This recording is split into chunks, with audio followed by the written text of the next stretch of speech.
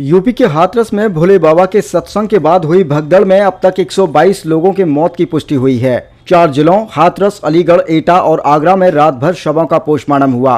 परिजन अपनों की लाश को लेकर इधर उधर भटकते रहे। प्रशासन ने अब तक 121 मौतों की पुष्टि की है। हादसा मंगलवार दोपहर 1 बजे फुलरई गांव में हुआ। बुधवार सुबह 11:30 बजे सीएम योगी भी हाथरस पहुंचे।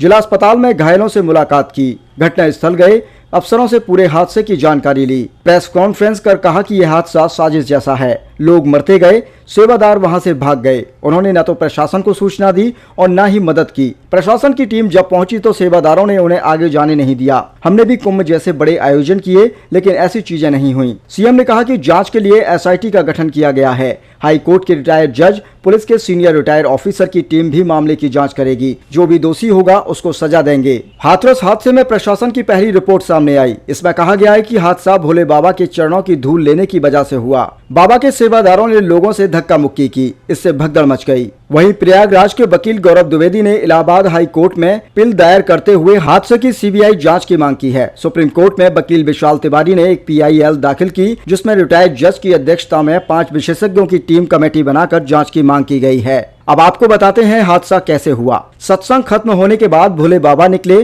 तो चरण रज लेने के लिए महिलाएं टूट पड़ी। भीड़ हटाने के लिए वॉलंटियर्स ने वाटर कैनन का उपयोग किया। बचने के लिए भीड़ इधर उधर भागने लगी और भगदड़ मच गई। लोग एक दूसरे को रौंदते हुए आगे बढ़ने लगे। अब बड़ा सवाल उठता है, 80,000 की परमिशन और पहुंच गए 2.5 लाख लोग। क्यों प्रशासन को इसकी सूचना नहीं दी गई? FIR के मुताबिक प्रशासन ने सत्संग के लिए 80,000 लोगों की अनुमति दी थी, लेकिन 2.5 लाख लोग पहुंचे। भगदड़ हुई तो सेवादार गेट पर खड़े हो गए। उन्होंने लोगों को रोक दिया। इसके बाद भीड़ खेतों की तरफ मुड़ गई और नीचे बैठे और झुके श्रद्धालुओं को कुचलती हुई निकल गई। प्रशासन और सेवादार खड़े होकर देखते रहे। अब आप ये भी जान लीजिए कौन है भोले बाबा। भोले बाबा का असली नाम सूरजपाल है। वह एटा का रहने वाला है। करीब 25 साल से सत्संग कर रहा है। पश्चिमी यूपी के अलावा राजस्थान, हरियाणा में भी अनुयायी है। हादसे की चश्मदीद ने बताया कि मैं 2.5 घंटे तक पानी भरे गड्ढे में पड़ी रही। 2 बच्चे साथ थे। मैं लोगों के पैर छूकर कहती रही कि हमारे ऊपर से ना निकलो। मेरे दोनों बच्चे मर गए। इसके लिए कमेटी वाले और परमात्मा जिम्मेदार हैं।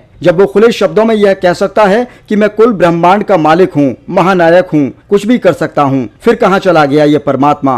कहता था रोते हुए आओगे, हंसते हुए जाओगे। हम तो हंसते हुए गए थे, अब रोते हुए वापस आए हैं। कासगंज के अफजलपुर के रहने वाले राकेश कुमार अस्पताल और पोस्टमार्टम हाउस के चक्कर काट रहे हैं। वो कहते हैं कि अलीगढ़, एटा, सिकंदराबाद, हाथरस में 100 से अधिक लाशों में अपनी बहनों को ढूंढ चुका हूं, लेकिन उसका कोई पता नहीं चल रहा। भगवान करे कि मेरी बहन जिंदा हो, उसके साथ कोई अनहोनी न हुई हो। हाथरस सत्संग कांड से जुड़ी एक ऐसी भयावह स्थिति आपको बताने वाले हैं जिसे देखकर और सुनकर आपके रोंगटे खड़े हो जाएंगे। जिस बाबा के चक्कर में सैकड़ों लोगों ने अपनी जान गंवा दी, उस बाबा को बचाने के लिए DSP 1 घंटे अंदर रहे। बोले बाबा यहाँ नहीं है। सुबह बीजेपी का झंडा लगी कार निकली और बाबा मौके से फरार हो गए। यहाँ तक कि FIR में भी बाबा का नाम नहीं लिखा गया। यूपी के हाथरस में भोले बाबा के सत्संग के बाद मची भगदड़ में अब तक 122 लोगों की मौत हो चुकी है। मंगलवार को भगदड़ में लोगों को मरता छोड़कर बाबा वहां से भाग गया। 15 गाड़ियों के काफिले के साथ मैनपुरी के बिछुआ में अपने आश्रम पहुंचा। 21 बीघे में बने आश्रम के तीनों गेट बंद कर दिए गए। पुलिस फोर्स तैनात कर दी गई। रात में DSP आश्रम के अंदर गए। बाहर निकलने पर कहा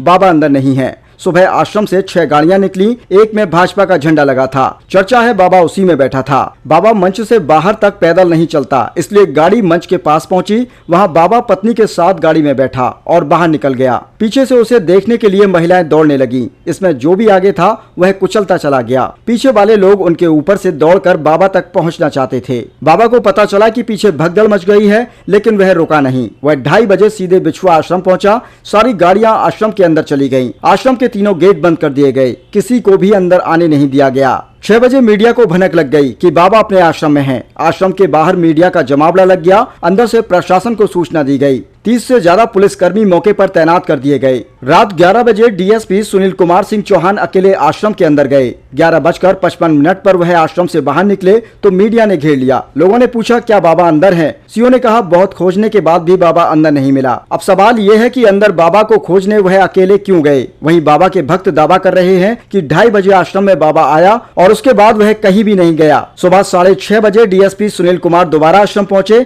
6:45 पर आश्रम से 6 गाड़ियां बाहर निकाली गईं। इनमें सफेद रंग की एक गाड़ी बाहर निकली, इस पर भाजपा का झंडा लगा था। गाड़ी के शीशे पर ब्लैक फिल्म थी। यह गाड़ी दिल्ली में हसीन अहमद के नाम पर रजिस्टर्ड है। तेज बारिश के चलते मीडिया के लोग गाड़ी तक नहीं पहुंच पाए और गाड़ी चली गई। माना जा रहा है कि इसमें बाबा बैठा हुआ था और डीएसपी बाबा को बचाने की फिराक में हैं। सूत्रों की अगर माने तो आश्रम के अंदर भी डीएसपी और बाबा के बीच में बड़ी डील बताई जा रही है।